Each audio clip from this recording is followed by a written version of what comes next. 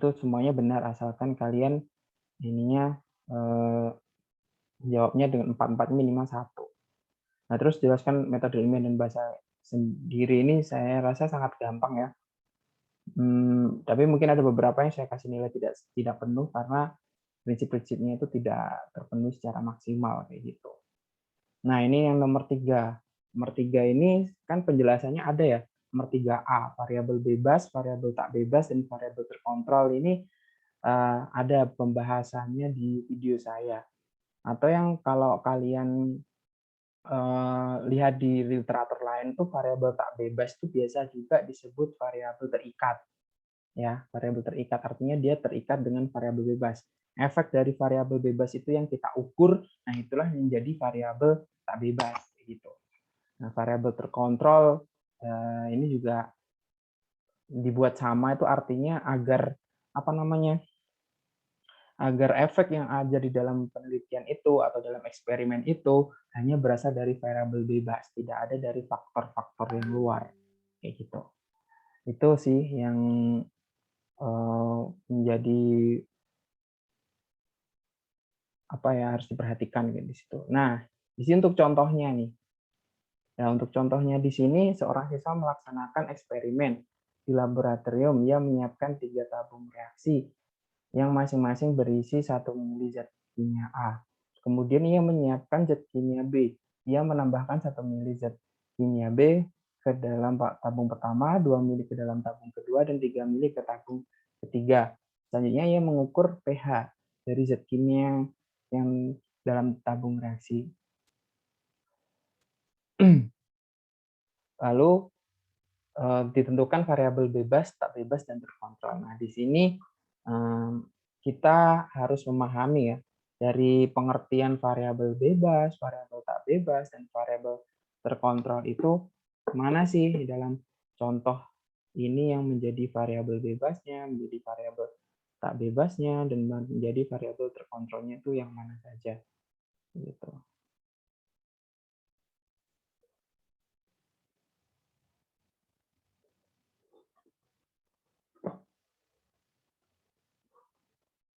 Nah, dalam soal ini kursor saya kok nggak bisa ke atas ya?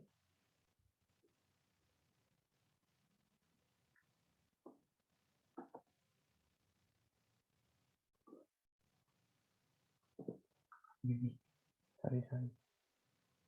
Nah,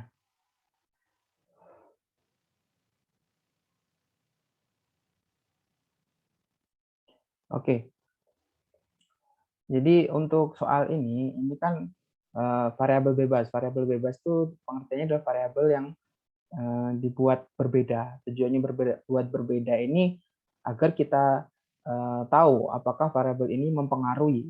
Ini adalah variabel yang dianggap mempengaruhi eksperimen kita, kayak gitu. Di sini kan kita ingin mengukur pH-nya ya, apakah zat B ini banyaknya zat B ini mempengaruhi terhadap pH. Makanya yang dibuat berbeda ini apa? Di sini kan sudah jelas ya, yang dibuat berbeda itu adalah volume zat kimia B. Zat kimia B itu di tiap tabung reaksi ditambahkan untuk 1 mili di tabung pertama, 2 mili tabung kedua, dan 3 mili di tabung ketiga. Nah, itulah Pak yang menjadi variabel bebas di dalam eksperimen ini. Nah, terus yang menjadi variabel tak bebas. Nah, setelah dibuat berbeda itu kita ingin tahu efeknya apa, efek terhadap variabel bebas itu apa? Pasti kita harus mengukur.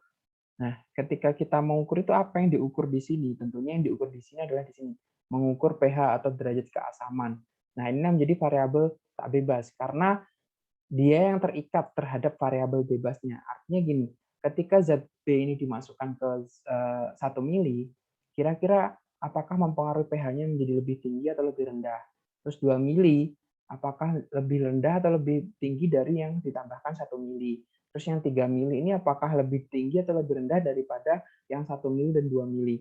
Itu yang kita ukur pH-nya kan. Kita harus mengetahui apa pengaruhnya. Dan disitulah yang jadi variabel terikatnya atau variabel tak bebasnya, yaitu pH dari campuran. Lalu untuk variabel terkontrol, apa yang harus dibuat sama agar tidak ada efek lain selain dari variabel bebasnya, tentunya dari volume zat kimia A, lalu bisa suhu reaksi, bisa kondisi reaksi, bisa tabung reaksinya harus ukurannya sama, dan lain sebagainya. Itu tentunya yang menjadi variabel terkontrol yang sekiranya harus dibuat sama agar di 3 tabung ini kondisinya sama. Yang berbeda hanya variabel bebasnya.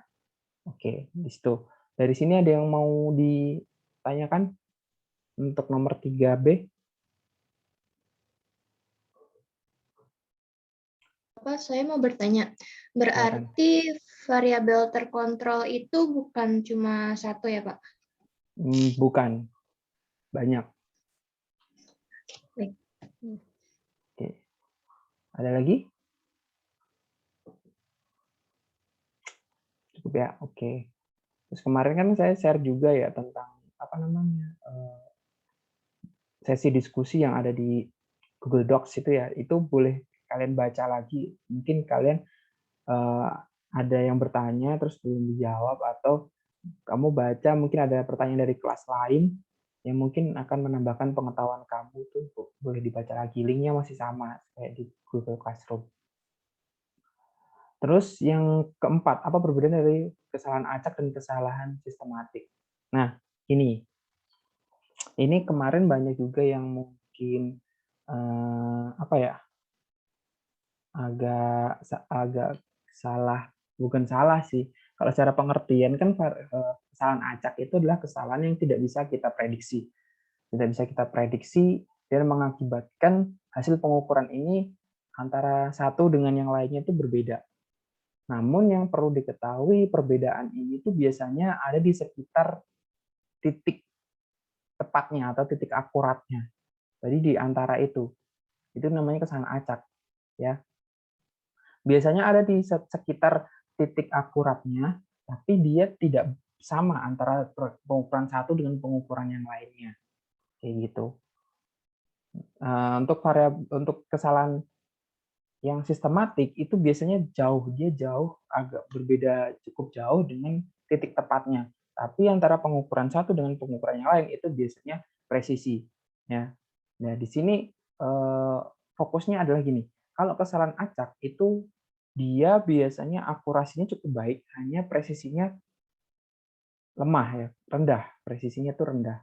Sedangkan sistematik itu biasanya bisa aja presisinya itu baik atau bisa aja jelek, tapi yang pasti akurasinya rendah, ya. Kalau sistematik itu pasti akurasinya rendah. Nah, itu terjadi mungkin karena kesalahan alat, kesalahan personil, ataupun kesalahan metode dan sebagainya.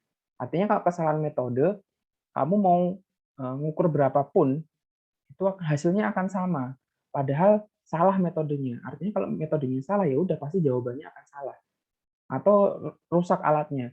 Mau diukur berapa kali pakai alat tersebut, hasilnya akan sama. Tapi karena alatnya rusak dan akan menghasilkan hasil yang salah gitu. Itu kesalahan sistematik. Tapi kalau kesalahan acak itu tidak ada yang salah dari metodenya, tidak ada yang salah dari alatnya, tidak ada yang salah dengan personilnya. Hanya saja ya kita nggak tahu ini salahnya di mana. Mungkin aja karena faktor alam atau waktu kamu mengukur ada jin yang lewat atau seperti apa, kita nggak tahu. Itu faktor alam yang tidak bisa kita prediksi, dan itu masih bisa ditolerir. Ya, ditolerin. Nanti biasanya ada uji statistik, di mana uji statistik itu akan menunjukkan, oh ini itu kesalahannya masih oke lah, masih bisa diterima. Oh yang ini belum bisa diterima, kayak gitu. Itu kesalahan acak, kayak gitu ya. Itu perbedaan dari kesalahan acak dan kesalahan sistematik. Nah, untuk mengatasinya, untuk kesalahan sistematik ini biasanya kita melakukan analisis pada orang yang berbeda atau dengan metode yang berbeda, kayak gitu. Atau dengan alat yang berbeda, alat, metode, atau personil yang berbeda. Itu bisa mengetahui apakah kesalahan sistematik ini terjadi atau enggak, seperti itu. Itu untuk perbedaan antara kesalahan acak dan kesalahan sistematik. Ada yang mau bertanya, silakan.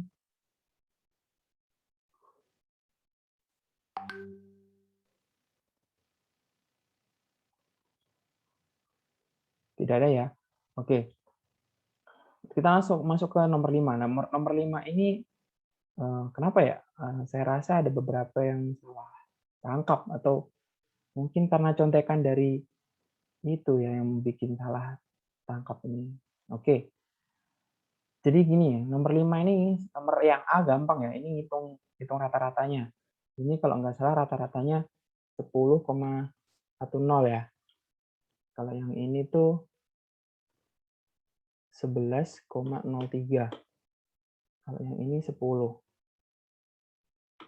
Ini rata-ratanya. Terus yang B, data siapa yang paling presisi? Nah, kalau dilihat dari ketiga ini yang paling presisi pasti antara ini atau ini ya, Laila atau Mia, karena yang berdekatan dengan satu yang lainnya 10 itu akan dekat dengan 10,10 juga berdekatan dengan 10,20. Begitupun dengan ini 11 itu dekat dengan 10,90 itu 11,20. Kalau yang 20 ini kayaknya agak jauh dengan 10,90 ya. Berarti kalau dikatakan ini juga kalau 10 sama 10 ini ke sini 0,3, ini ke sini 0,1, ini ke sini 0,1. Ini ke sini 0,1, ini ke sini 0,2, ini ke sini 0,1. Berarti ini yang paling dekat, saling berdekatan. Berarti di sini data siapa yang paling presisi itu adalah punya si Laila ini ya. Gitu. Terus nomor C, jika diketahui massa zat sebenarnya ada 10 gram, maka data siapa yang paling akurat? Nah, di sini kan sudah jelas ya. Jika diketahui massa sebenarnya ada 10 gram. Dari hasil ketiganya ini kalau di rata-rata yang dapatnya 10 kan yang ini ya. Yang punya CO ini ya. Jadi jawabannya ini pasti yang CO ini. Karena kalau di rata-rata yang jawabannya sama persis adalah ini. Ini dikatakan presisi, iya, presisi. Tapi kalau dikatakan akurat ya ini yang paling akurat karena kalau di rata-rata hasilnya 10,00, kali ini masih 10,10. Kayak gitu. Ya.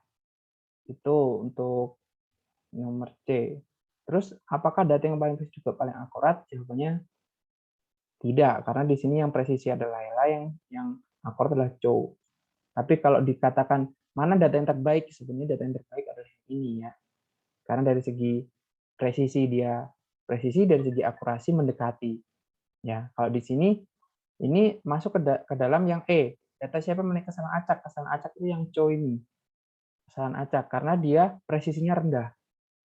Tapi kita tidak bisa menyalahkan karena ini kita tidak tahu kesalahannya dari mana. Yang penting dari hasil rata-ratanya dia sama persis dengan hasil sesungguhnya. Nah, itu namanya kesalahan acak itu seperti itu. Dia presisinya rendah karena ini ke sini 50, ini ke sini 0,5 dan 0,5. Tapi kalau di rata-rata hasilnya sama kayak data yang sesungguhnya gitu loh. Nah, itu kesalahan acak di situ. Jadi dia itu presisinya rendah tapi berada di sekitar titik akurasinya. Berada di sekitar titik akurasinya. Nah, kebalikan dengan F, yang memiliki kesalahan sistematik tentu yang Mia ini ya, kesalahan sistematik. Karena dia jadi presisi baik nih, berdekatan. Lebih baik dari Cho. Tapi dari segi akurasinya dia paling jauh. Jadi dia berdekatan tapi jauh dari titik akurasi, dari titik yang sebenarnya, dari data yang sebenarnya. Nah, itu mungkin dia mengalami kesalahan sistematik. Kalau dikira-kira apa kesalahannya, mungkin saja karena kesalahan metode atau kesalahan nianya yang kurang terampil atau dari kesalahan alatnya yang digunakan mungkin kurang benar atau ragi rusak gitu. Itu yang jadi jawaban ya. Jadi yang menjadi kesalahan sistematik ya Mia ini karena dia rata-ratanya paling jauh dibandingkan data sebenarnya. Gitu.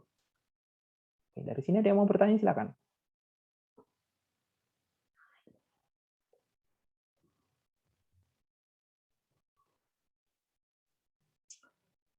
Tidak ada ya? Aku, Pak. Ya, silakan.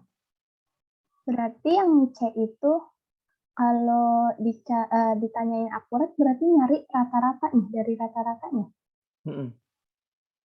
Bukan dari, kan akurat kan kirain aku tuh yang apa sih, yang itu tuh hampir mendekati kan 10,00. Nah, terus presisinya juga kan hampir, ya lah, dikit doang 10-20 gitu kan. Nah, kalau yang cowok kan hampir 50, terus yang itu juga 50 lagi gitu kan. Kirain aku tuh gitu, jadi ya salah. Iya, gitu ya. Ya nggak apa-apa. Yang penting salah di sini lalu nanti next-nya bisa diperbaiki gitu ya. Terus yang F, apakah ada set data yang memiliki kesalahan sistematik? Kirain aku kesalahan sistematik kan nilainya yang sama persis kan. Nah terus kan itu nggak ada yang sama, jadi aku jawabnya tidak ada. Tuh, ternyata Mia. Oh ya. Iya gitu Pak. Ya tidak apa-apa ya. Mungkin karena belum jelas aja ya. Kirain sistematik tuh pokoknya yang mempunyai nilai yang sama. Oke. Gitu ya Angel. Makasih ya Angel udah curhat ya. Jadi gitu ya. Jadi sekarang udah jelas. Jadi kesalahan nanti ini kalau diukur kalau tadi intinya ginilah, kesalahan acak itu dia mendekati kalau di rata-rata dia bisa aja pas dengan hasil sebenarnya. Tapi dia presisinya itu lumayan kacau. Lumayan kacau. Nah, ini kalau dikatain berbeda ini juga mengalami kesalahan acak nih. Ketiganya mengalami kesalahan acak, tapi yang paling parah kan yang cowok ini. Gitu. Nah, untuk yang akurasi itu kita harus cari rata-ratanya. Nah, ini nanti kalau kalian sudah pada tingkatan lebih tinggi, harusnya itu tidak hanya di rata-rata, tapi ada uji lain gitu. Di uji lain itu mana data yang bisa disepakati benar atau tidak. Kalau nanti di jenjang lebih tinggi nantilah. Harusnya ini diuji statistik.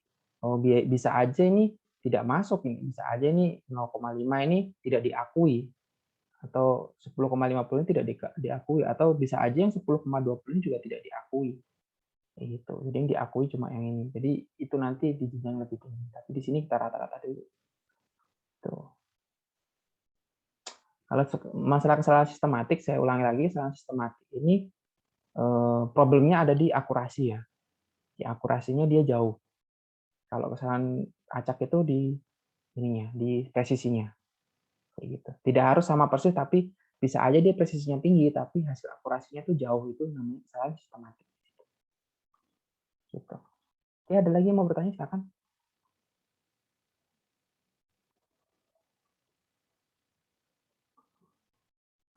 Nah, udah jelas ya, jadi dari tugas yang materi metode ilmiah ini sudah sangat jelas ya. Oke. Lalu mungkin ada lagi yang perlu disampaikan atau ditanyakan, monggo. Mengenai mungkin yang tadi apa kayak apa namanya variabel-variabel bebas, tak bebas itu juga cukup ya. Oke. Kalau cukup, coba ini saya kasih satu soal latihan ya, satu soal latihan untuk tentang variabel-variabel itu. Ya, kan juga belajar lah pakai soal yang lain nih. Satu contoh ini dah.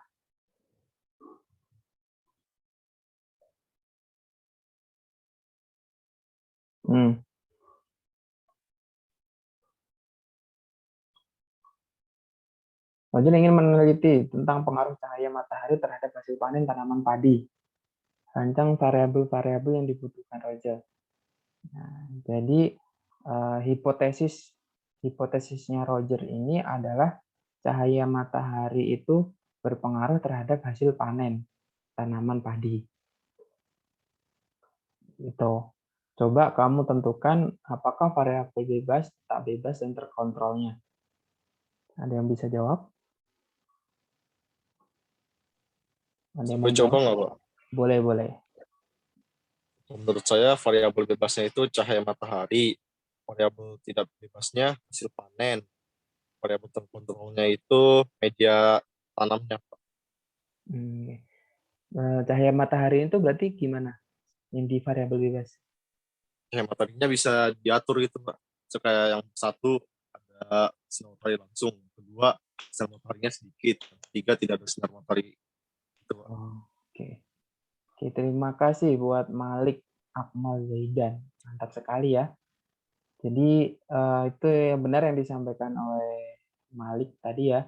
Jadi untuk variabel bebasnya karena di sini hipotesisnya adalah cahaya matahari itu berpengaruh terhadap hasil panen tanaman padi, maka Roger ini harus merancang sebuah eksperimen di mana tanaman padi itu harus berada yang pertama mungkin ada di tempat terbuka sehingga dia terkena cahaya matahari secara langsung. Yang kedua mungkin di tempat yang terkena cahaya matahari tapi ada penghalangnya gitu ya. Mungkin ditutupin kain di atasnya gitu. Jadi kena cahaya matahari tapi tidak langsung. Terus yang ketiga mungkin dia di tempat tertutup yang tidak terkena cahaya matahari sama sekali. Gitu. Itu menjadi variabel bebasnya. Nah, menjadi variabel tak bebasnya berarti kan kita ingin tahu kan pengaruhnya terhadap hasil panen. Berarti kita harus mengukur berapa hasil panen dari tanaman padi ketiga yang ditanam di 3 tempat berbeda tadi gitu ya, hasil panen. Terus menjadi variabel terkontrolnya pasti banyak. Yang pertama pasti media tanamnya. Tanahnya itu harus memiliki tingkat kesuburan yang sama. Ya, tidak boleh satunya tanah yang subur, satunya tidak gitu. Yang kedua, mungkin dari jenis padinya. Jenis padinya itu misalnya harus dari merek yang sama, bibit yang sama, dan dari jenis yang sama. Tidak boleh satunya padi misal dari bibit penjual A, yang satunya dari bibit penjual B. Itu tidak boleh karena harus sama gitu ya, bibitnya harus sama. Terus variabel terkontrolnya yang lain mungkin pupuk yang digunakan sama, terus dialiri dengan air dengan jumlah yang sama dan dalam waktu yang sama. Itu harus dibuat sama semua agar di sini itu hanya cahaya matahari saja yang berpengaruh terhadap hasil panennya. Kayak gitu. Itu yang menjadi variabel-variabel dalam eksperimen ini. Gitu ya. Mantap sekali buat Malik Akmal. Ya, sampai sini ada yang mau bertanya mungkin?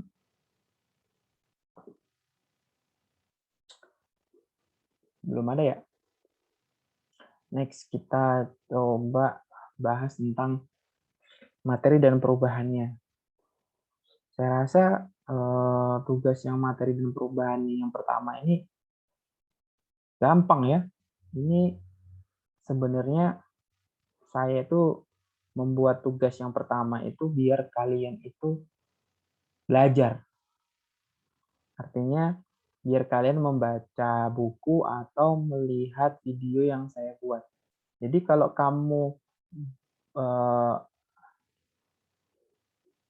kalian itu mengisi titik-titik yang di sini sesuai dengan PPT yang saya buat atau sesuai dengan video yang saya buat pun nggak masalah bagi saya ya. Nggak usah nyari yang lain gitu. Nggak usah nyari di internet nggak masalah. Karena yang saya ingin tuh kalian hanya belajar. Karena biasanya kalian cuma absen doang terus nggak belajar gitu. Yang saya sebutkan ya. Di sini kan kalau saya suruh salin berarti kalian minimal membaca dan menulis. Artinya punya memori di situ. Ya. Tuh. Saya rasa gampang ini nggak usah dibahas, tapi sudah jelas di video. Mungkin ada yang mau bertanya sih dari sini. Dari tugas yang ini, tugas materi dan perubahan yang pertama.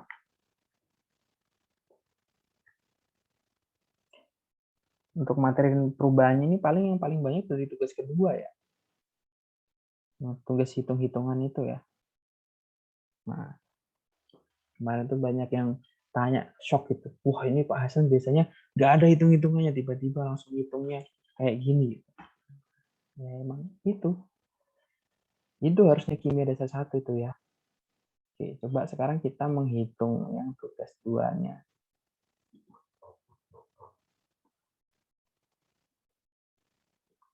Tugas 2. Oke, ini tugas 2 ya. Materi dan perubahannya, kelihatan nggak sih?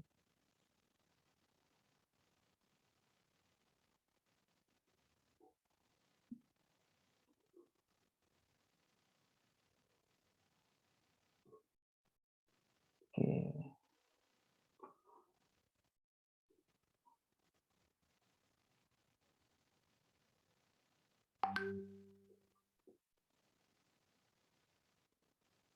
Coba ini saya akan share screen.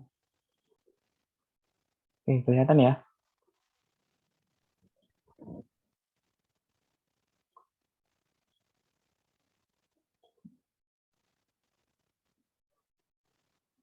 Oke, kita akan coba bahas satu persatu dari tugas 2 ini. Yang mungkin kemarin masih bingung, tolong diperhatikan ya.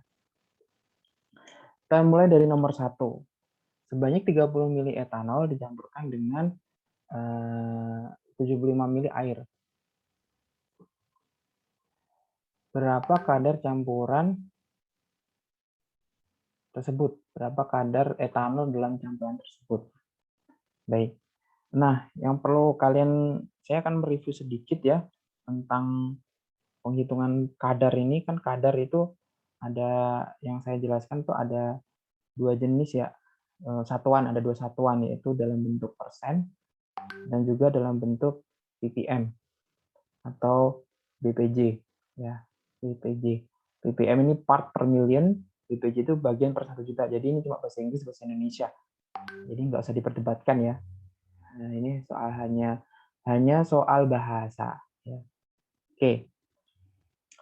Jadi kalian boleh pakai ppm, boleh pakai BPJ. Nah, rumusnya itu sama. Persen itu sama dengan zat yang dicari atau zat yang dicari kadarnya dibagi dengan total campuran dikali 100%. Nah, ini untuk ininya, rumusnya. Jadi ini satuannya harus sama ini ya. Kalau misal persen massa, nanti kalian akan ketemu dengan namanya persen massa. Massa berarti di sini harus massa satuannya. Ada juga persen volume. Nah, maka di sini juga satuannya harus volume. Bisa liter, bisa cm kubik, bisa mililiter, meter kubik, dan seterusnya. Kalau massa berarti di sini bisa gram, miligram, kilogram, dan seterusnya. Nah, itu untuk persen. Tapi untuk BPJ ini yang berubah hanya ini. Kalau yang persen itu dikali 100%, kalau BPJ itu dikali 10⁻6 atau 1 juta. Ya, ini harus sama. Misal di sini miligram, di sini harus miligram juga. Di sini misalnya kilogram, ini harus kilogram juga. Kayak gitu ya. Atau kalau satuannya berbeda, ini harus beda dalam arti di sini dengan di sini itu bedanya 100. Itu untuk persen. Kalau ppm yang atas dan yang bawah itu bedanya harus 1 juta. Misal miligram per kilogram. Nah, zat yang dicari itu satuannya miligram, sementara total campurannya satuannya kilogram. Miligram ke kilogram ini kan jaraknya 1 juta ya, berarti itu kita boleh pakai itu. Atau bisa juga sentimeter kubik per meter kubik. Nah, ini juga jaraknya 1 juta. Itu juga boleh. Ya. Nggak usah dikali 10⁻6 kalau sudah kayak gini. Tapi kalau satuannya sama antara yang atas dengan yang bawah, ini harus dikali 100%. Gitu ya. Oke. Sekarang coba kita bahas yang nomor 1. Nomor 1. Yang nomor 1, di sini kan ada etanol. Etanolnya 30 ml. Lalu ada air 75 ml. Ini dijumlah. Berarti total campurannya berapa? Total campurannya berarti di sini adalah 105 ml. Nah, berarti untuk mencari persen etanol, di sini adalah zat etanolnya berapa? 30 mili dibagi total campurannya 105 mili dikali 100%. Nah, tuh ya. Itu kita bisa hitung menggunakan kalkulator. Coba dihitung pakai kalkulator. Kalau nggak salah jawabannya 28,57%. Ya, saya hitung pakai kalkulator jawabannya sekian. 28,57%. Ini untuk jawaban nomor 1. Oke, ada yang mau bertanya sampai sini nomor 1?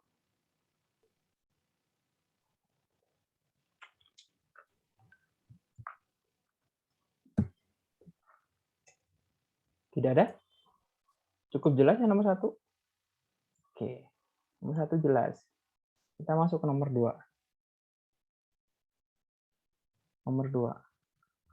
Nomor 2, di sini ada campurannya kita diketahui ada 40 gram NaCl. Lalu ada 125 mili air. Di mana jika diketahui massa jenis air, rho dari air ini adalah 0,980 kg per desimeter kubik. Yang ditanyakan adalah persen massa NaCl dalam campuran. Oke, yang ditanyakan adalah persen massa NaCl.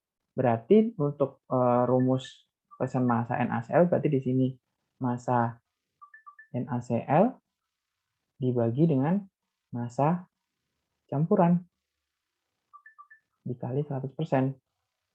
Gitu. Nah, di sini dari rumus ini yang belum diketahui apa? Yang belum diketahui massa NaCl ini udah nih 40 gram. Massa campurannya ini yang belum diketahui kan. Nah, soalnya yang di air ini dia 125 ml. Mililiter ini kan volume bukan massa. Makanya kita harus rubah dari air ini menjadi massa dengan memanfaatkan si rho ini. Si rho air ini ya. Nah, di sini kan rho air itu satuannya masih kilogram per desimeter kubik. Kita ubah menjadi yang ada mililiternya. Di sini desimeter kubik kan liter. Kalau kita ubah menjadi gram per mililiter ya. Nanti kita ubah dari kilogram per desimeter kubik. Kita ubah menjadi gram per liter. Itu harus diapain gitu kan? Gram per mililiter. Atau gram per sentimeter kubik. Sentimeter kubik kan sama dengan mililiter ya. Oke, jadi kilogram ke gram itu diapain? Dikali 1000. Berarti ini dikali 1000. Yang atasnya. Dibagi yang bawahnya, desimeter kubik ke mililiter dikali berapa? Dikali 1000 juga. Ya, ini kenapa ada ini? Dikali 1000 juga ya.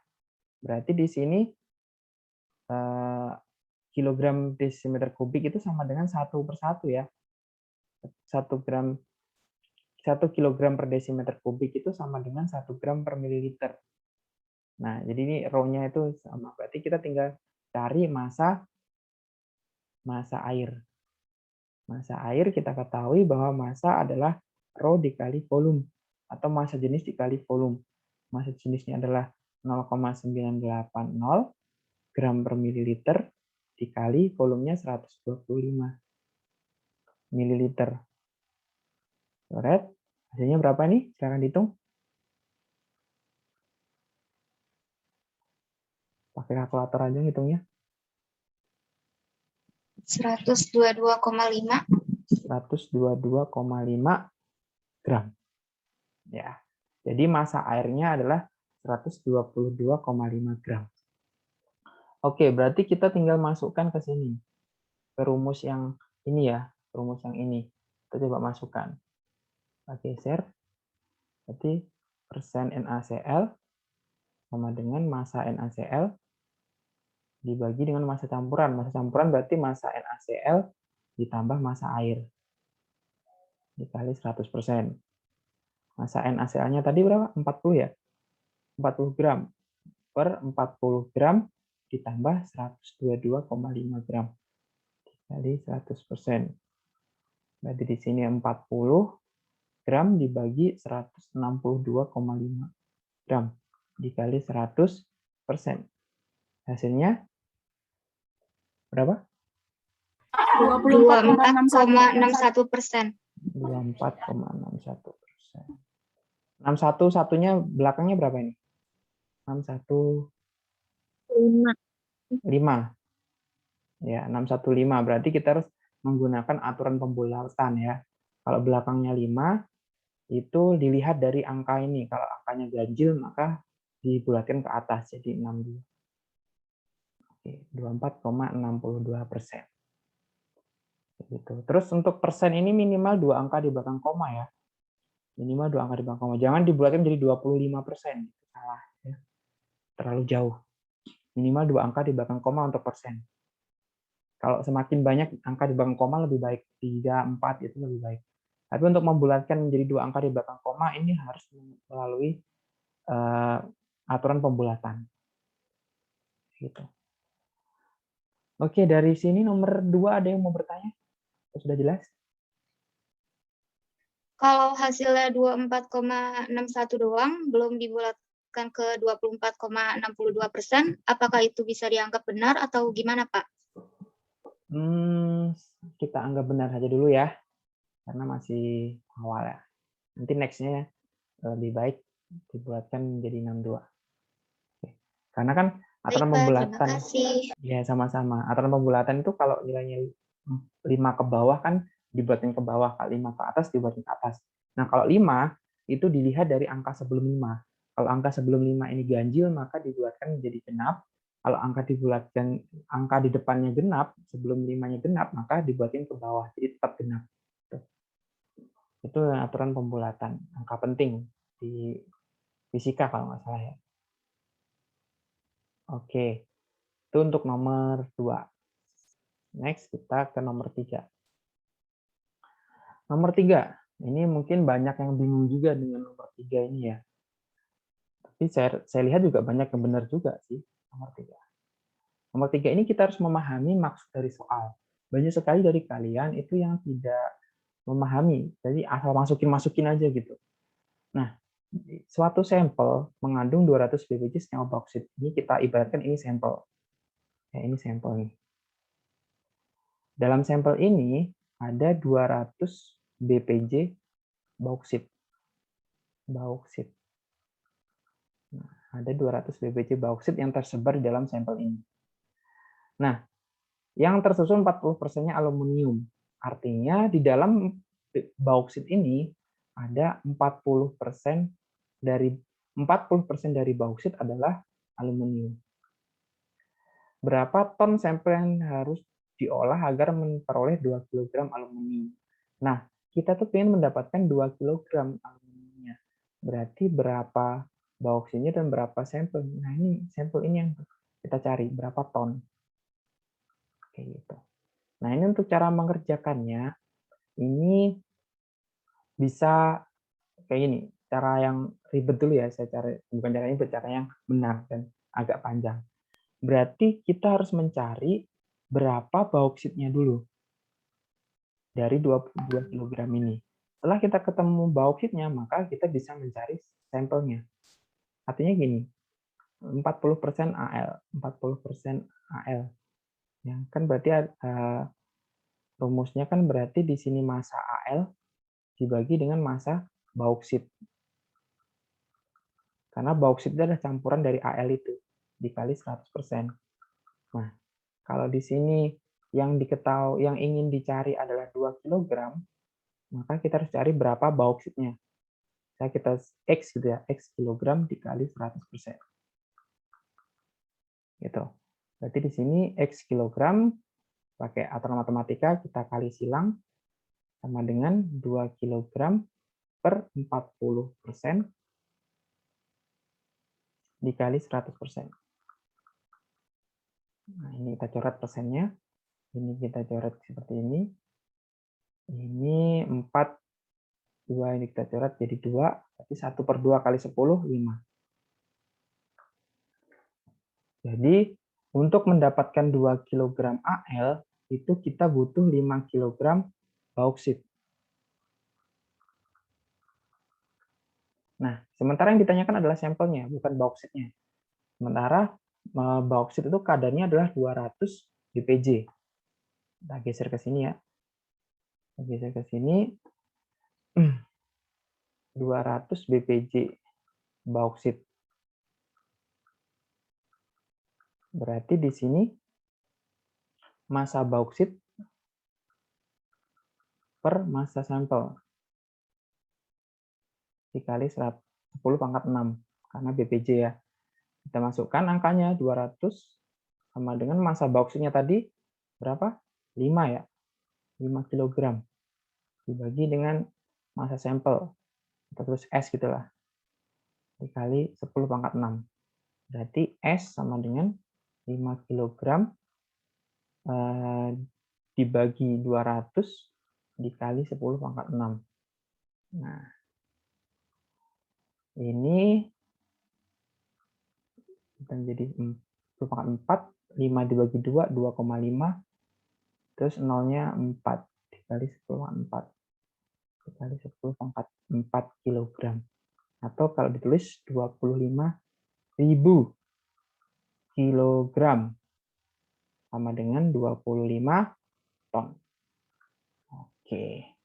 Jadi jawabannya adalah 25 ton. Sampel yang harus diolah agar mendapatkan 2 kg aluminium. Kayak gitu. Ada yang mau bertanya, silakan. Saya mau bertanya, Pak. Silakan. Kalau saya sih caranya kayak langsung gitu, nggak sampel dikali kadar bauksit kali aluminium sama dengan berat aluminium. Itu benar nggak sih, Pak? Hasilnya berapa? Sama, 25 ton juga. Oke, nggak apa-apa ya kalau benar. Oke, mungkin seperti ini ya, saya ilustrasikan punya Andika. Punya Andika itu kan ini gini ya. Tadi kan ini ya. Dalam satu sampel ada 200 ppj bauksit, dalam bauksit ada 40% aluminium. Jadi dia itu mencari ini dulu, kadar Al dalam sampel dulu. Begitu. Nah, jadi dari kadar Al dalam sampel dia bisa ketemu langsung massa sampelnya. Jadi untuk menemukan kadar Al dalam sampel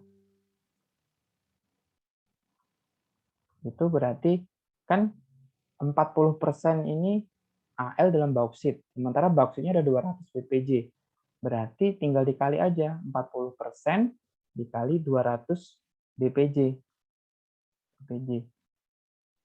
Itu akan ketemu 80 kalau nggak salah. Ya, 80 bpj. Oke. Ini kan 40/100 ya harusnya.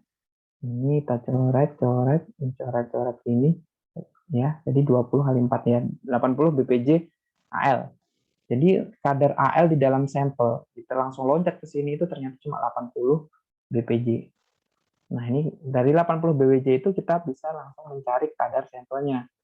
Jadi 80 sama dengan 2 kg per X massa sampel dikali 10 pangkat 6 seperti itu. Jadi massa sampel X sama dengan 2 dibagi 80 dikali 10 pangkat 6. Dan ini hasilnya sama, yaitu 25.000 kilogram atau 25 ton. Ini ya Andika ya, cara kamu ya? Ya, kurang lebih sama sih. Tapi saya nggak kali ini, BPJ-nya malah per 10 pangkat 6. Ya sama aja sih sebenarnya. Oke. Selama caranya sama, selama prinsipnya sama dan caranya benar, itu hasilnya akan benar. Ya. Tidak apa-apa, tidak masalah. Oke, ada lagi yang mau bertanya, silakan. Yang penting mengerti ya, mengerti maksud soalnya itu seperti apa. Yang ingin dicari dalam soal ini apa. Pakai cara mana aja, yang penting prinsipnya benar itu saya nggak masalah. Pasti jawabannya benar nanti.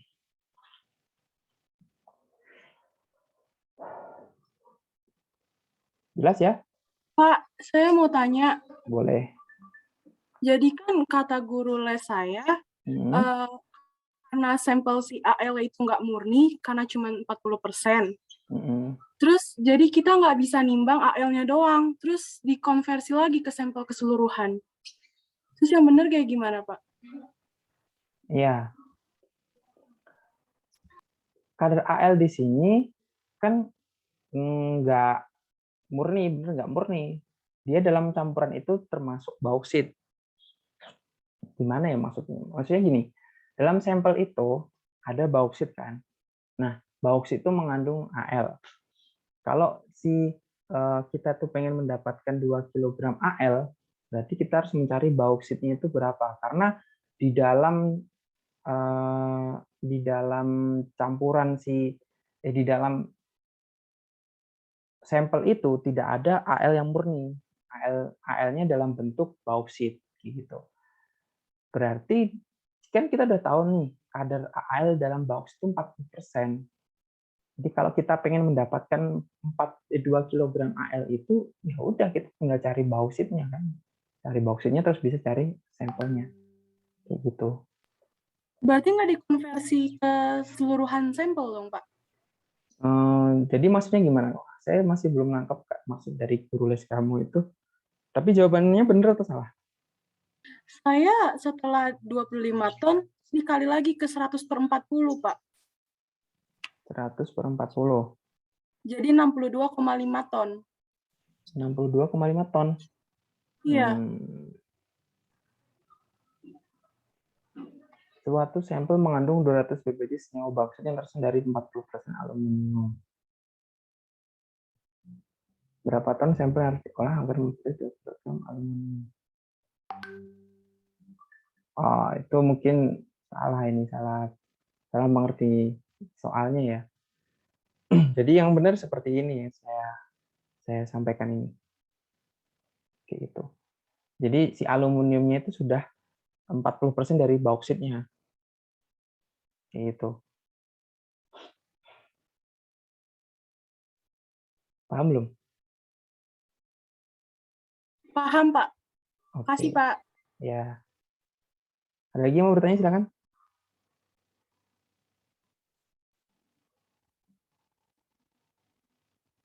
Tidak ada? Begitu ya. Coba ya, kalau nggak ada kita clearkan pas. Oke. Selanjutnya nomor 4. Nomor 4 itu sebenarnya gampang banget dibandingkan dengan nomor 3 bahkan. Tapi mungkin banyak angka-angka di sini yang membuat kalian itu bingung. Yang pertama, menurut BPTK, kita baca baik-baik ya soalnya. Menurut BPPTK Yogyakarta, endapan material awan panas Gunung Merapi yang memiliki suhu 200 derajat Celcius mengandung gas karbon monoksida dengan kadar mencapai 170 ppm. Jadi ini ada awan panas, ini awan panas ya, awan panas. Nah, di dalam awan panas ini 170 bagian per sejutanya itu adalah CO. Yang sisanya kita nggak tahu gas apa. Yang penting 170 ppm-nya adalah CO. Nah, ini mungkin kalian bingung ini. Gas ini terdapat pada kedalaman 20,50 cm sehingga tidak berbahaya. Ini sebenarnya hanya kalimat penjelas yang tidak berpengaruh terhadap apa-apa. Jadi kan kita tidak ditanyakan berapakah kedalaman letak dari CO ini kan. Tidak berpengaruh. Apakah itu 170 ppm di mana? Yang penting ada di sini di kedalaman 20 sampai 50 cm. Tuh.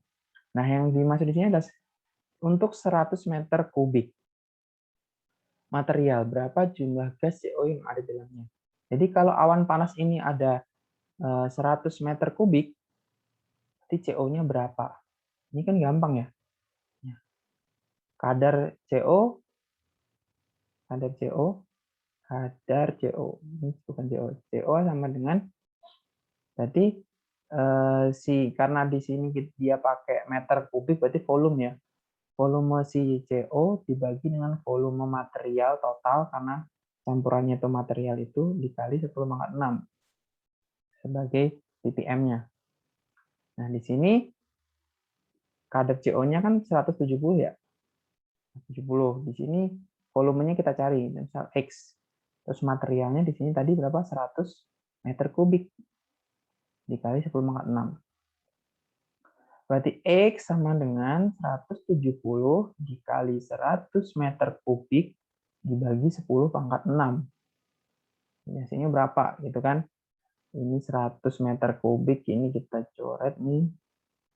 Jadi 10⁻4 berarti 170 dibagi 10⁻4 yaitu 0,017.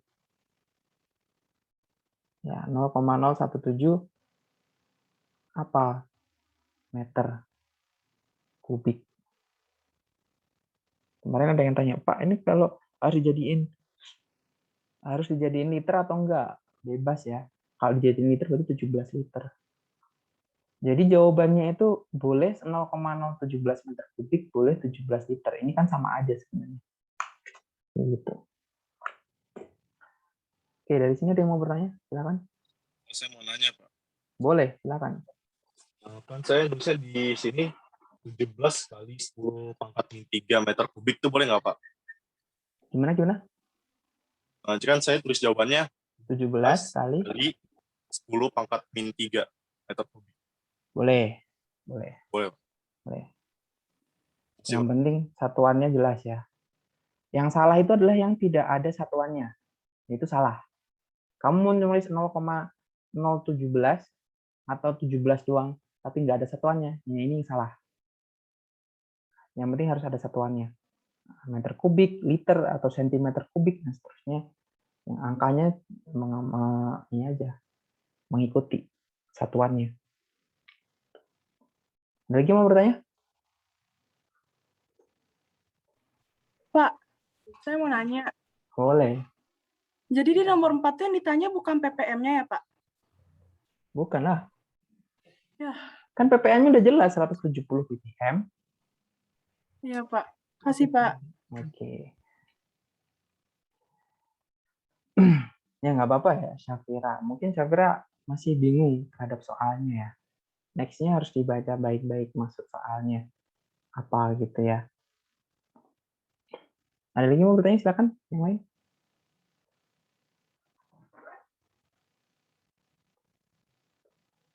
Tidak ada?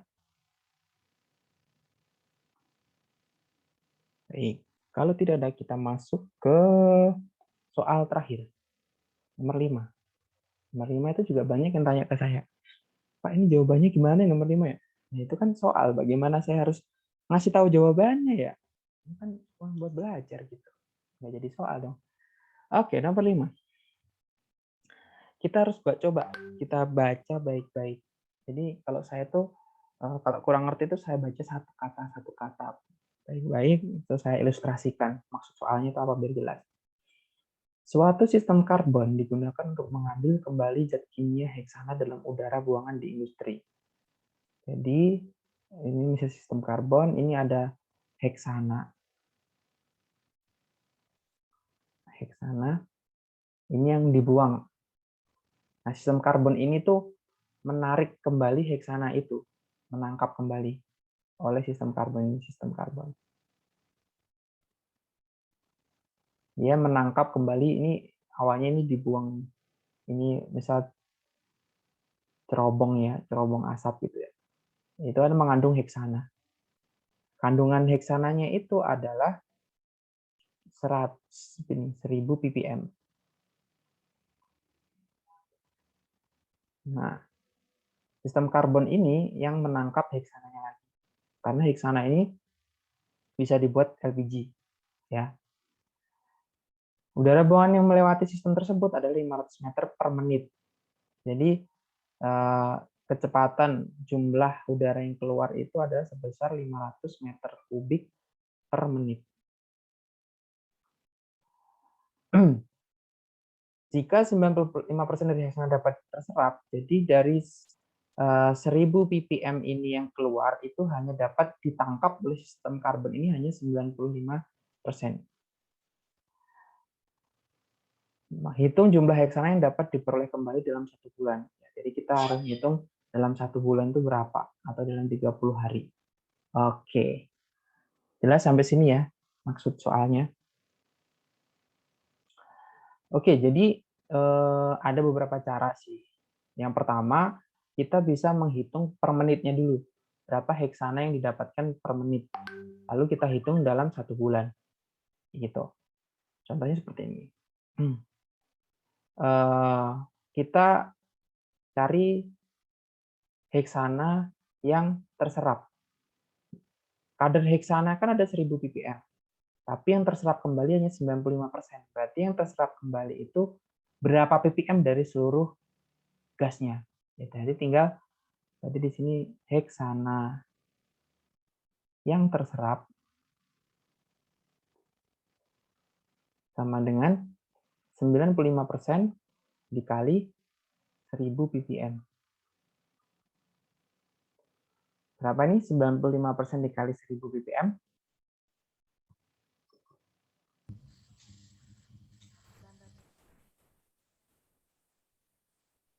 950 ppm. Ini kan 95 per 100. Ya kan? 100-nya itu kita coret 0-nya 2, berarti 95 kali 10 kan. Berarti 950 ppm heksana yang terserap. Oke. Berarti lalu kita hitung heksana yang terserap per menit. Per menit. Berarti di sini ada 50 ppm sama dengan volume heksana yang terserap dibagi dengan volume gas total dikali 10 pangkat 6 karena ppm ya. Oke. Geser ke bawah biar kelihatan. Berarti di sini kita masukkan angkanya 950 sama dengan X per volume gas heksana per menitnya, volume gas total per menitnya adalah 500 meter kubik. 500 meter kubik dikali 10 pangkat 6. Berarti X-nya adalah 950 dikali 500 meter kubik dibagi 10 pangkat 6. Berapa? Coba ini hitung.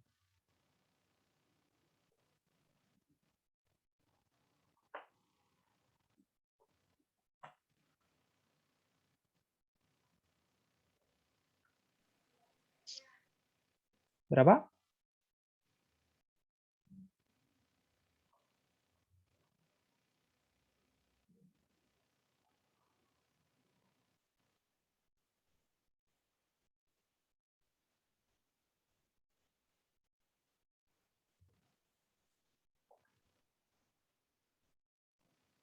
Halo.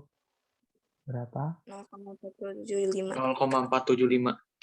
0,475. Ini ya. Meter kubik. Coba ini saya hitung. Saya percaya aja sih. Ini coba saya hitung. 950 dikali 500 dibagi 1 juta. Ya, 0,475 ya. Meter kubik. Nah, ini hanya per menit nih. Jadi heksana yang terserap itu berarti 0,475 meter kubik per menit. Yang dicari adalah per bulan. Nah, berarti tinggal kita hitung aja. Ya. 0,475 meter kubik per menit. 1 menit itu berapa jam? 1 jam berapa menit? 60 ya? 60 menit 60, Pak. per jam. 1 hari itu berarti ada 24 ya. Dikali 24 jam per hari dikali 30 hari. Hari coret, jam coret, menit coret. Tuh berapa tuh? 0,475 dikali 60 dikali 24 dikali 30.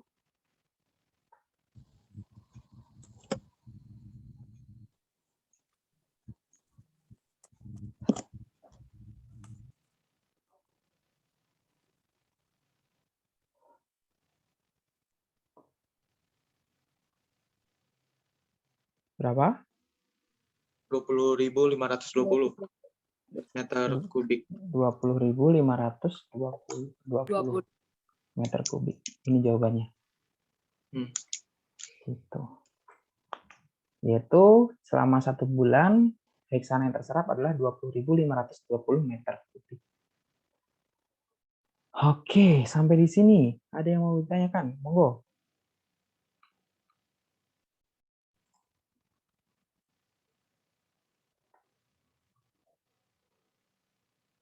Ada yang belum paham mungkin dari kelima soal ini? Pak, mau bertanya? Silakan Andika. Total udaranya dulu yang dicari nggak apa-apa kan? Jadinya, ya baru nanti dikali. Ya sama sih sebenarnya dengan cara Bapak, tapi saya langkahnya lebih panjang. total udara dulu yang dicari. Ya. Jadi 500 meter kubik dikali 60 menit 60 kali dikali 24 kali 24 kali 30. 30 dulu baru dicari ya. Iya.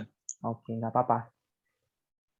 Nah itulah kayak gitulah gitu. Caranya itu mau yang mana aja yang penting tahu konsepnya ini bisa pasti.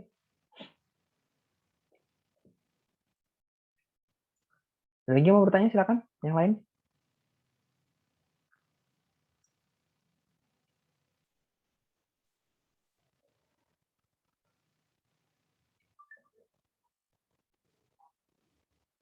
Oke, tidak ada. Oke, nanti mungkin kalau masih ada yang bertanya mungkin tidak di luar forum ini juga boleh ya. Nah itu yang jelas itu untuk pembahasan nanti saya akan koreksi untuk hasil hasil tugas kalian nantinya apakah sesuai atau belum.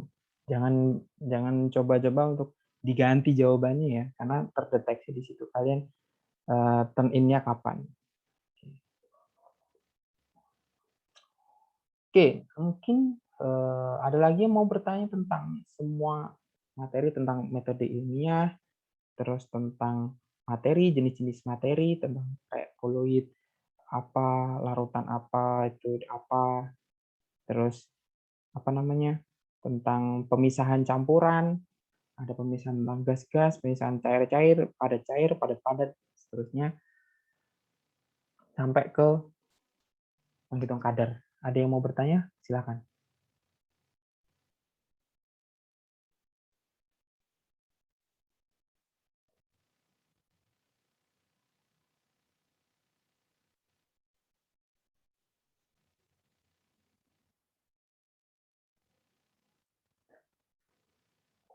Kalau tidak ada, ini saya anggap bisa semua ya.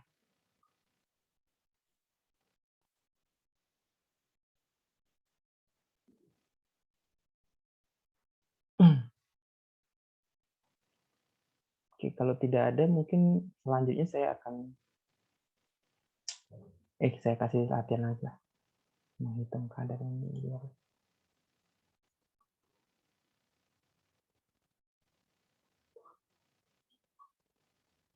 ini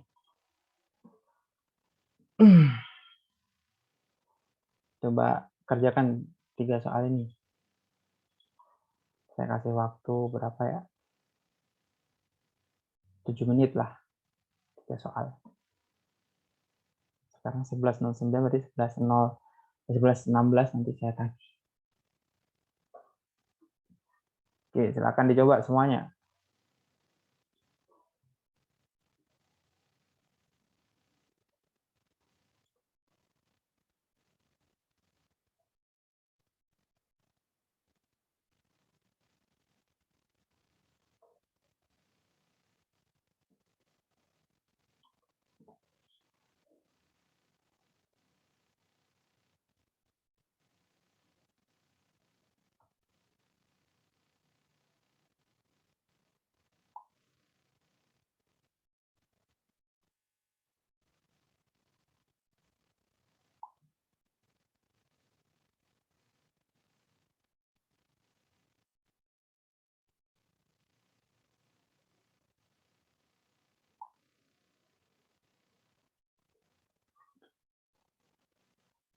Yang belum absen silakan absen ya.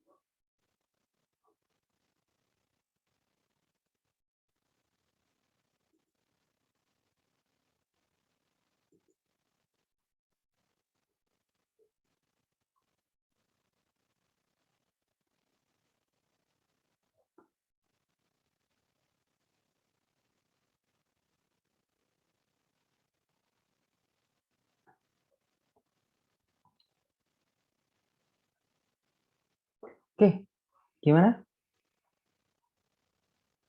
Sudah beres?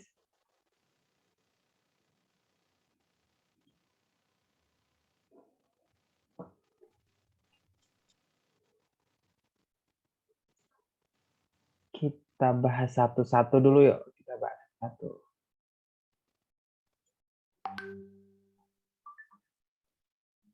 Kita bahas nomor 1 dulu. Nomor 1. Massa gula dalam larutan sirup 65% gula adalah 20 gram. Berapa massa air dalam larutan sirup tersebut? Ada sudah ketemu jawabannya? Berapa? 10,76, Pak. 10,77 Pak. 10,77. Ada lagi yang mau jawaban berbeda? 30,77. 30,77. 30,7. Ada yang 10,77, ada yang 30,77. Baik, coba kita ini ya. Kita coba bahas satu persatu.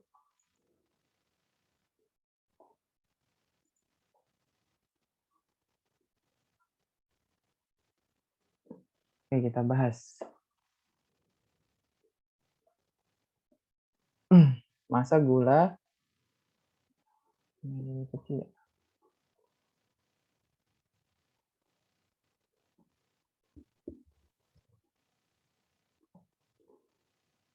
Saya kecilin dulu biar kelihatan.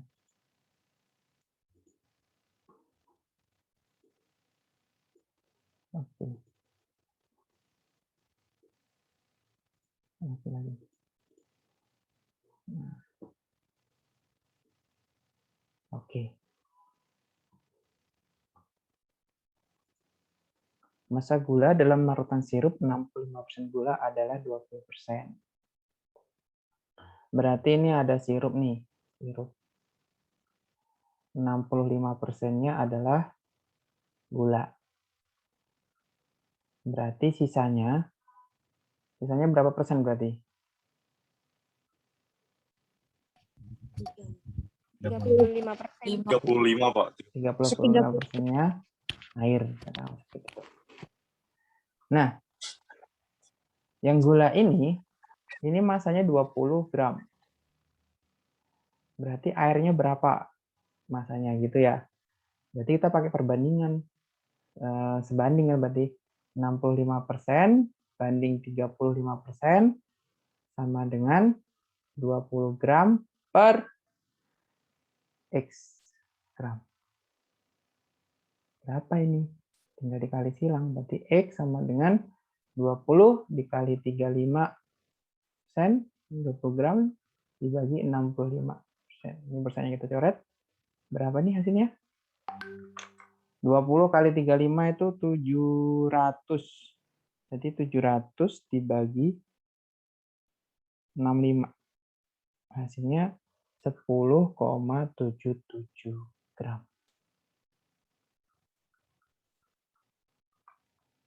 Itu. Oke, jadi yang jawabannya adalah 10,77 gram. Di sini ada yang bertanya, monggo silakan. Pak, kok bisa gitu? Bagaimana?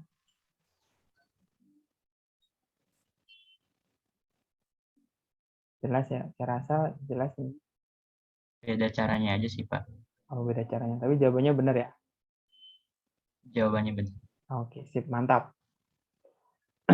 Yang kedua, dalam 100 ml obat sirup terdapat 0,5 mg vitamin C.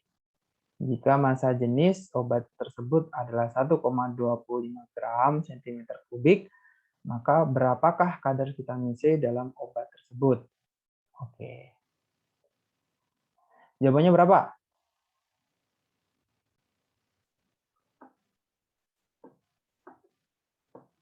Ada yang sudah ketemu nomor 2?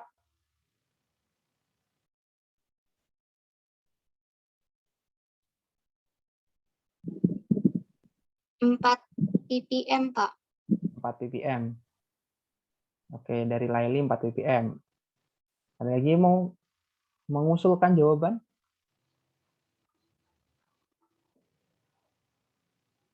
Wimala gimana Wimala? Kamu udah Wim?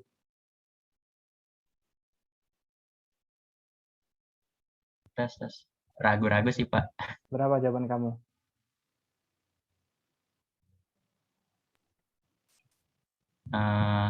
beda sama yang lain, Li. Tapi lebih besar. Berapa?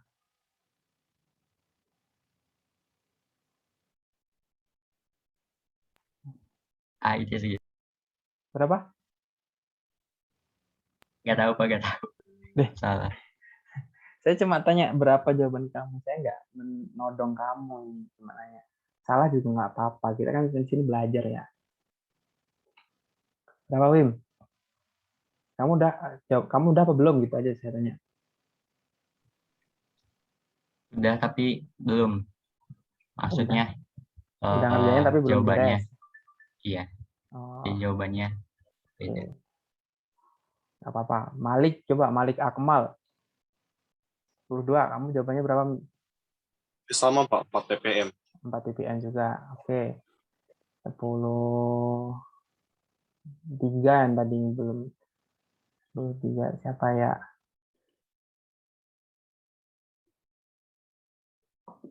Atu. Coba Atu 10 3. Belum, Pak. Belum. Ya. Canda Alika. Jawaban kamu berapa? Belum, Pak. Belum. Oke. Oke lah, nggak apa-apa ya. Coba kita kerjakan. Kita ilustrasikan dulu. Ini ada saya punya botol sirup nih. Botol sirup. Batuk. Misal obat batuk lah. Terus di sini itu volumenya 100 mili. 100 mili. Nah, di dalam ini misal di apanya tuh? Di labelnya itu ada keterangan mengandung 0,5 mg vitamin C. Nah, massa jenis si sirup ini massa jenisnya adalah 1,25 gram per cm kubik. Yang ditanyakan adalah berapa ppm si vitamin C-nya ini. Oke. Nah, di sini kan ini itu satuannya miligram, artinya massa. Sementara di sini diketahui adalah mililiter, artinya volume. Nah, kita harus merubah salah satunya. Ini yang dirubah menjadi volume atau ini dirubah menjadi massa. Karena ini berbeda, gitu kan? Tapi yang diketahui di sini kita memanfaatkan row. Row yang di sini adalah row siapa? Row vitamin C atau row sirup. Row di sini adalah row-nya sirup, ya kan? Mas jenis sirup. Berarti yang ini yang 100 ml itu kita rubah dulu menjadi massa. Gitu kan? Berarti kita cari massa obat sirup. Massa obat sirup sama dengan rho dikali volume. Rho-nya 1,25 gram per cm kubik dikali 100. 100 mili kan sama dengan 100 cm kubik ya. Sama. Jadi ketemu 125 gram. Nah, ini campurannya 125 gram obat sirupnya ini. Nah, ternyata di dalam 125 gram ini 0,5 gramnya adalah 0,5 miligramnya adalah vitamin C. Berarti di sini kita mencari ppm vitamin C. Karena vitamin C-nya 0,5 mg, pilihannya ini dirubah menjadi miligram atau vitamin C-nya dirubah menjadi gram. Sama aja nanti ya. Saya akan berubah vitamin C-nya menjadi ini aja ya. Ini menjadi miligram. Berarti 125 kali 1000. Berarti sini 0,5 miligram dibagi 125.000 miligram dikali 10 pangkat 6. Ini jadi 3. Berarti di sini berapa nih? 500 bagi 125 sama dengan 4 ppm. Jawabannya 4 ppm sesuai dengan jawabannya Malik dan Laili tadi. Gitu. Ya. Ada yang mau bertanya silakan.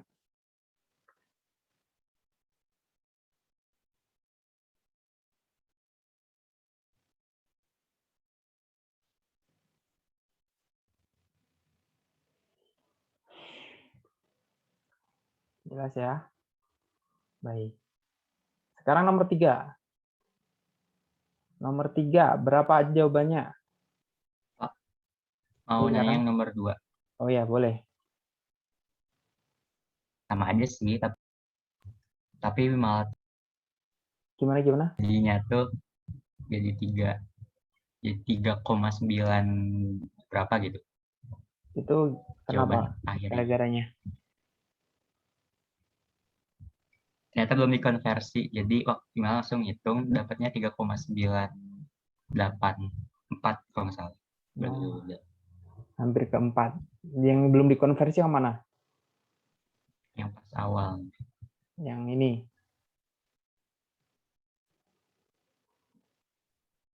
Iya. Jadi itu harus dikonversi lagi ya. Itu nanti. Ada lagi mau bertanya, silakan.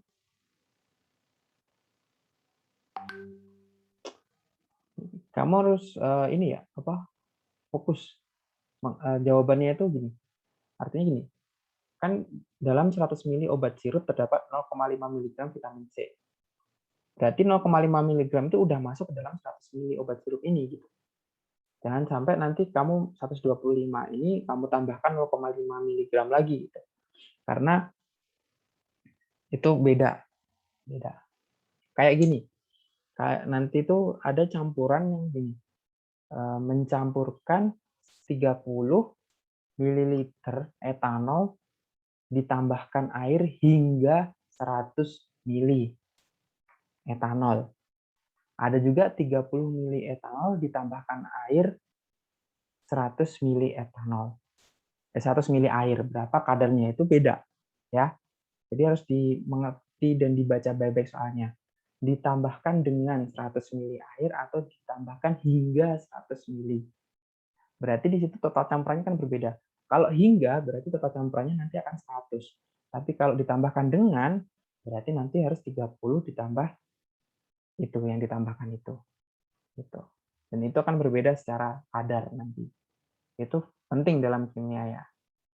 Memaknai instruksi kerja biasanya gitu.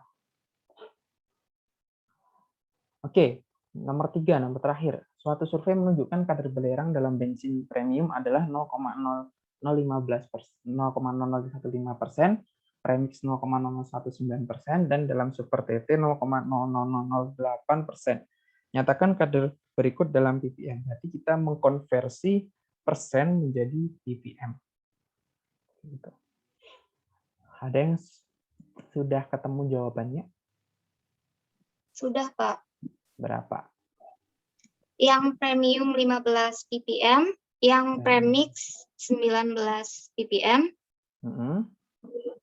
yang super TT itu 0,8 ppm.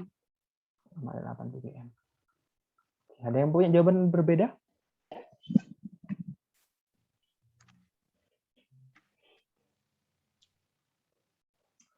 Oke, terima kasih buat Laili ya. Jadi caranya gimana? Kan kita dia dari rumusnya. Rumusnya kan kalau persen itu adalah massa zat X, misalnya seperti itu, dibagi massa total dikali 100%. Nah, kalau yang ppm itu massa zat A, misalnya seperti itu, dibagi massa total dikali 100%. Dikali 10 pangkat 6. Nah, di sini kan yang membedakan hanya pengalinya ini ya. Gitu loh. Yang membedakan hanya pengalinya ini. Jadi kalau misal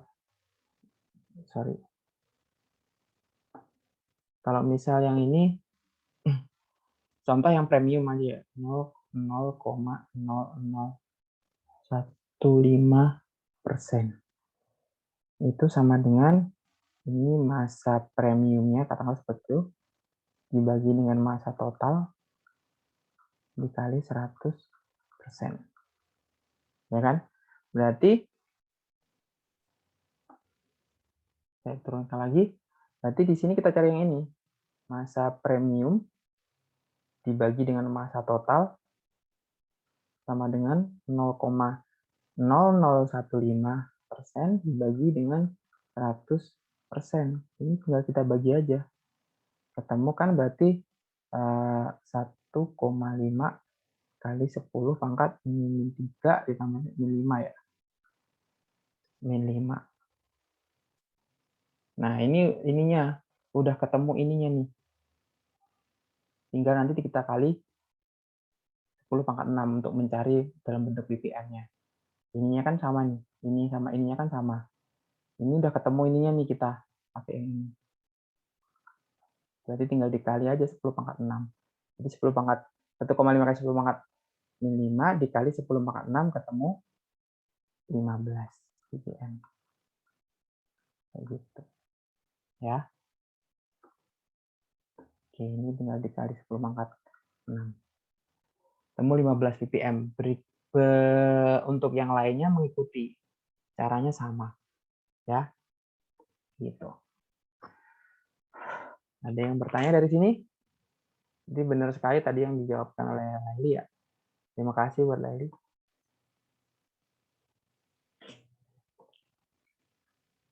Oke, sampai sini silakan kalau mau ada yang bertanya.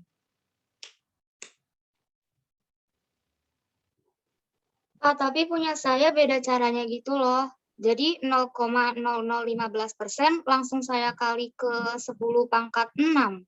Boleh. Itu juga lebih simpel. Ya, boleh. Jadi kan 0,0015%. Ini kan sama aja kayak 0,0015 per 100. Gini kan. Langsung dikali 10 Iya, pangkat Pak. 6. Itu juga boleh lebih simpel. Ini kan jadi 4. Tuh. Ini dikali 4, jadi ketemu 15. Boleh seperti itu juga boleh. Jadi boleh pakai cara ini atau pakai cara ini. Bebas. Sama aja. Karena jawabannya juga sama. Pasti nanti. Oke. Habis ini ada yang mau bertanya, silakan.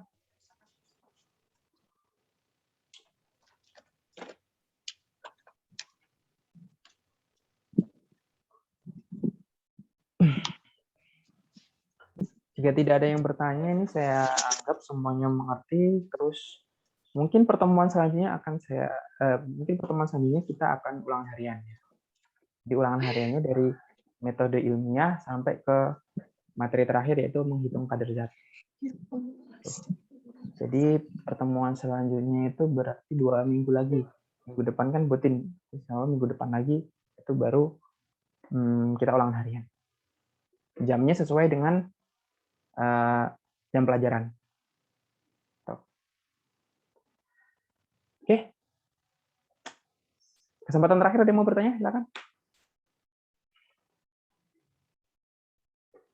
Yang lagi yang belum absen akan absen. Dan ini tadi saya record dia pertemuan kita hari ini. Mungkin nanti kalau mau ada yang mau mengulang, mereview lagi, tadi lupa terus nanti baca boleh. Nanti akan saya upload di YouTube terus akan saya share linknya di Google Classroom kalau ingin mereview pertemuan kita hari ini. Silakan yang mau bertanya. Pak, boleh lihat catatan yang tadi nomor 3? Boleh. Mau saya screenshot? Yang nomor berapa? Nomor 3. Yang ini. 3. Betul. Oke.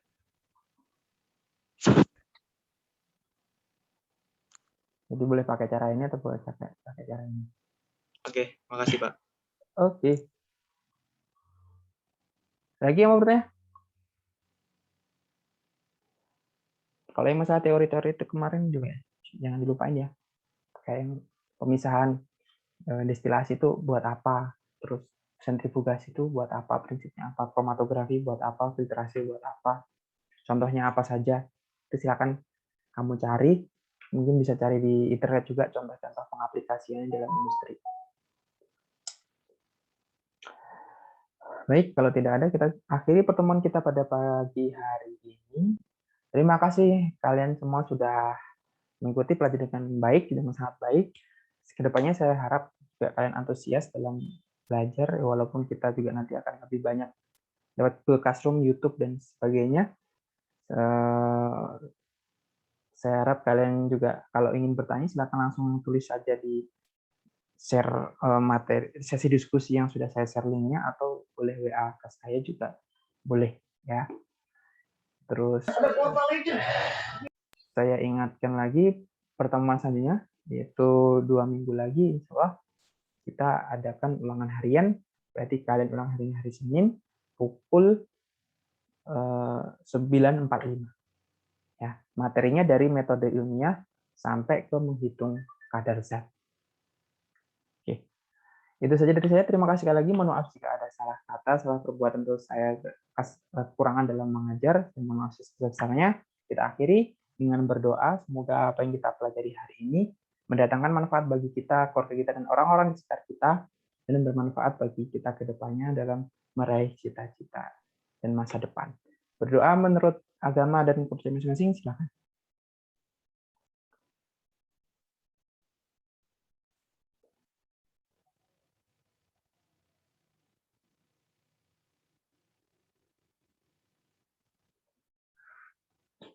Amin ya rabbal alamin. Berdoa dapat dicukupkan. Terima kasih. Sampai jumpa di pertemuan selanjutnya dan semoga mendapatkan hasil yang maksimal saat ulangan harian. Akhirnya, assalamualaikum warahmatullahi wabarakatuh. Waalaikumsalam warahmatullahi wabarakatuh. Terima kasih, Pak. Terima kasih, Pak. Sama-sama. Pak, main ML yuk, Pak. Nah, belajar dulu main ML.